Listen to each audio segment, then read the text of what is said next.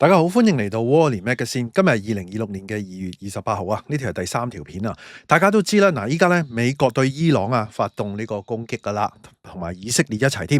而今次咧對伊朗呢個係大規模嘅軍事行動啊，係講緊咧要全面推翻呢個政權。咁特朗普出嚟演說啦。嗱，今集咧就會係一個廣東話嘅配音。咁特朗普咧由好耐之前一路數細數伊朗。點解佢甚至乎認為咧今次嘅戰爭咧有機會造成美軍嘅傷亡，佢都要咁做喎。咁數咗一大籮嘅罪狀出嚟啦。嗱，跟住咧就叫伊朗人民咧奪回國家啦。同埋咧佢都有講今次嘅軍事行動嘅情況嘅喎。同樣咧我會將個英文嘅原片嘅 video 咧放喺下低資訊欄，你哋可以睇翻佢英文佢原裝嗰個説法啦。因為咧始終咧廣東話呢啲配音我哋盡量做到比較精準，但係咧都有機會有啲偏差嘅。唔好講咁多啦，去片。喺開始之前，希望大家免費訂閱我頻道 ，subscribe 我 channel，comment like 同埋 share 埋俾你朋友啊！如果可以嘅話咧，免費 join 埋我 Patreon 作為後備。行有餘力嘅話咧，可以喺 Patreon 嗰度咧每個月請我飲咖啡嘅噃。另外咧，我有個最高級別嘅會員，有額外嘅內容啊，敏感嘅議題同埋一啲付費嘅內容俾大家嘅。多謝大家。不久之前，美國軍方喺伊朗展開咗大規模戰鬥行動，我哋嘅目標係要保護美國人民，消除嚟自伊朗政權嘅迫切威脅。呢班人係一班極之兇殘、好惡毒嘅人，佢哋嘅威脅行為直接危害美國、我哋嘅部隊、海外基地，仲有我哋喺世界各地嘅盟友。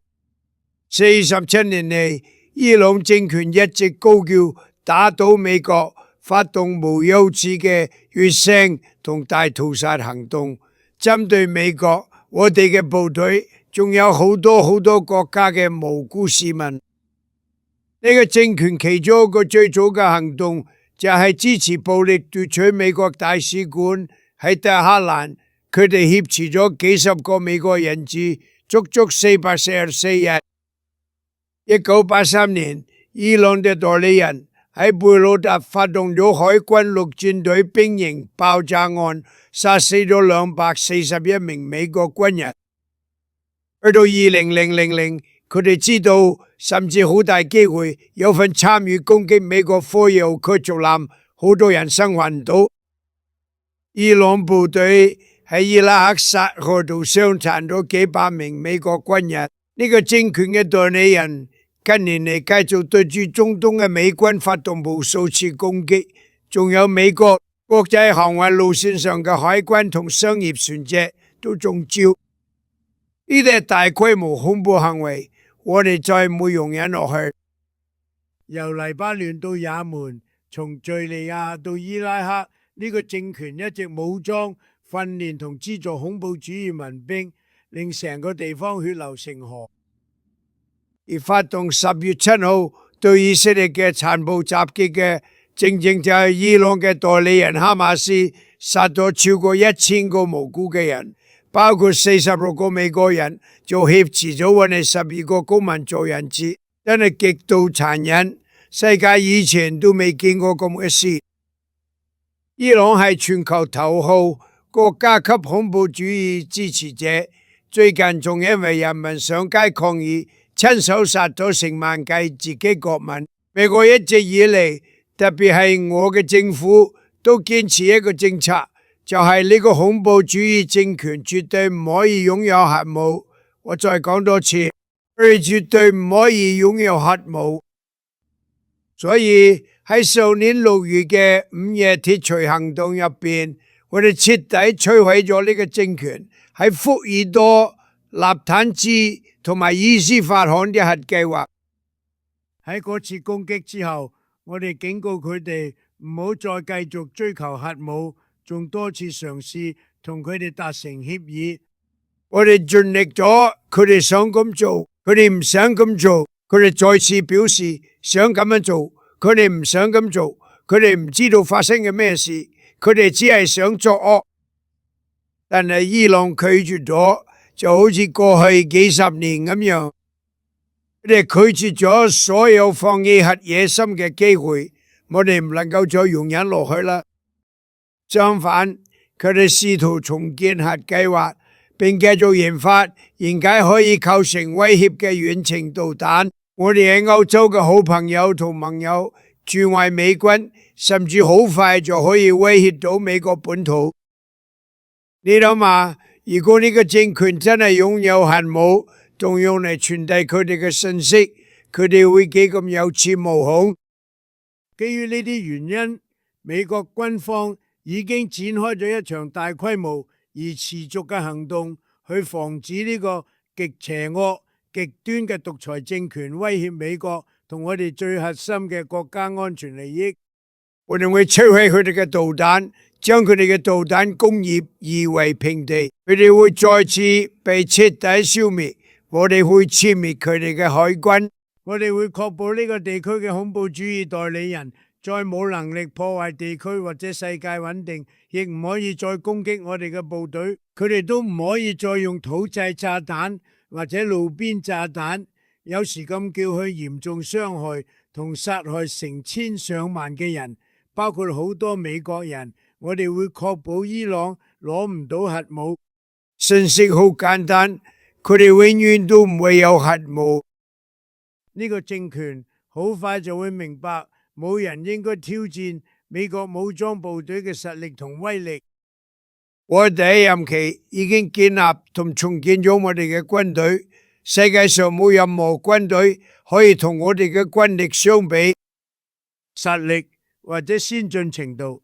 我嘅政府已經盡咗一切可能措施去減低美國駐在呢個地區嘅人員。即使如此，而且我唔係輕率咁講，伊朗政權係想殺人。勇敢嘅美國英雄可能會犧牲，我哋可能會有傷亡。戰爭入邊呢啲事時有發生，但我哋做呢啲唔係為咗而家，我哋係為咗未來而做。呢個係一個崇高嘅使命。我哋為每一位軍人祈禱，因為佢哋無私咁冒住生命危險，確保美國人同我哋嘅下一代永遠唔會受到擁有核武嘅伊朗威脅。我哋請求上帝保護所有身處險境嘅英雄。我哋相信有佢幫助，軍隊入邊嘅男男女女一定會勝出。我哋有全世界最強嘅軍隊，佢哋一定會贏。今晚我要同伊斯蘭革命衛隊、武裝部隊同所有警察講，你哋必須放下武器，咁樣就可以獲得完全豁免，否則就要面對必死無疑嘅下場。所以放低你哋嘅武器，你哋會獲得公平對待同完全豁免，否則就要面對必死無疑嘅下場。最後，我今晚要同偉大而自豪嘅伊朗人民講，你哋自由嘅時刻就嚟到，留喺安全地方，唔好離開你屋企，出邊好危險，炸彈會喺到處落。等我哋搞掂之後，你哋就接管你哋嘅政府，到時政府就屬於你哋。呢個可能係你哋幾代人唯一一次機會。咁多年嚟，你哋一直要求美國幫手，但你哋從來都冇得到過。冇一個總統肯做今晚我願意做嘅嘢。而家你哋有個總統真係俾到你哋想要嘅嘢，咁就等我哋睇下你哋點樣回應啊！美國而家用壓倒性嘅力量同毀滅性嘅武力支持你哋，而家就係時候掌握你哋自己嘅命運，釋放近在咫尺嘅繁榮同光輝未來。而家係採取行動嘅時候啦！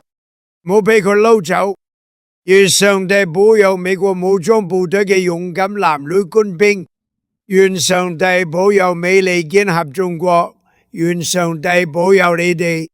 多謝。咁啊，聽完特朗普講之後咧，今次咧，咁佢將咁多年47年以嚟嘅理據咧，細數翻晒出嚟噶啦，甚至乎啦，即係資助嗰啲恐怖主義，變咗係一個恐怖主義政權。如果係咁嘅情況，咁啊難怪佢話嗱，佢亦都冇睇小伊朗啦，甚至乎佢覺得咧，甚至乎有機會有美軍嘅傷亡添㗎，都要咁樣去做啦，亦都呼籲啦。嗱，47年嗱咁多年以嚟咧，佢話伊朗人民叫美國啊幫手，但係咧咁啊都得唔到。嗱，今次咧係唯一一次機會㗎啦。咁啊，所以咧嗱，大家點睇咧都各有唔同嘅睇法啦。咁啊，但係伊朗嘅盟友有冇喺呢次幫手咧？敢唔敢咧？定係今次唔幫手，會唔會一個一個咁樣倒下，定係點樣呢？咁啊，不如咧，大家咧一齊喺下低咧熱烈討論啦。好啦，今次講到嚟呢度啦，下次再見。大家都聽到嚟呢度啦，希望大家 like 埋呢條片啦 ，share 埋俾朋友，記得未 subscribe 嘅要 subscribe 埋啊。可以嘅話，join埋我 Patreon啦。多謝收看，拜拜。